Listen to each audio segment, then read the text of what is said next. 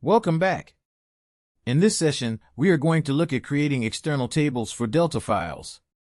As you know, we have a copy of that updated file in Delta format as well. So that's what we will be using for this session. Getting an external table for Delta is very similar to Parquet with one very small difference. I'll walk you through that.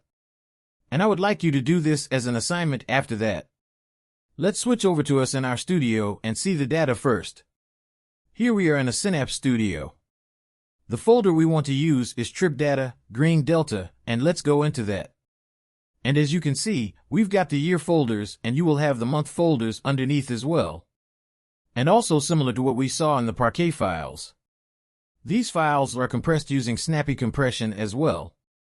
They are basically Parquet files with snappy compression.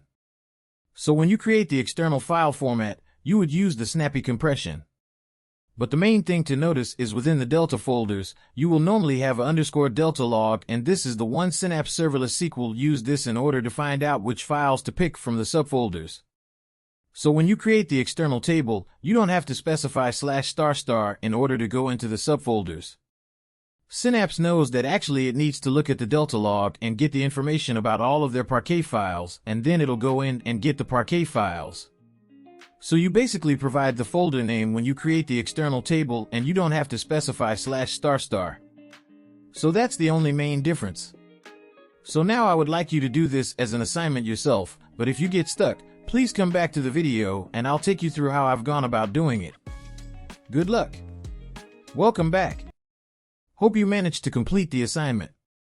If not, please follow along with me.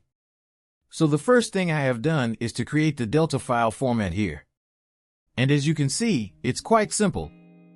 So the format type is Delta and the data compression is snappy codec. So that's all we need to do. So I'm going to just quickly execute that. And that's completed successfully. And now let's look at the external table.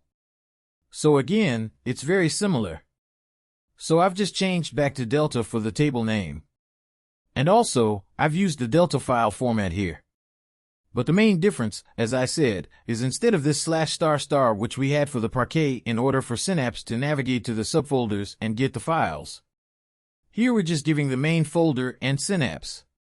We'll look at the Delta log and then it'll find the corresponding files it needs to go and fetch. And it does the job for us. So that should work. So I'm going to quickly execute the statements here.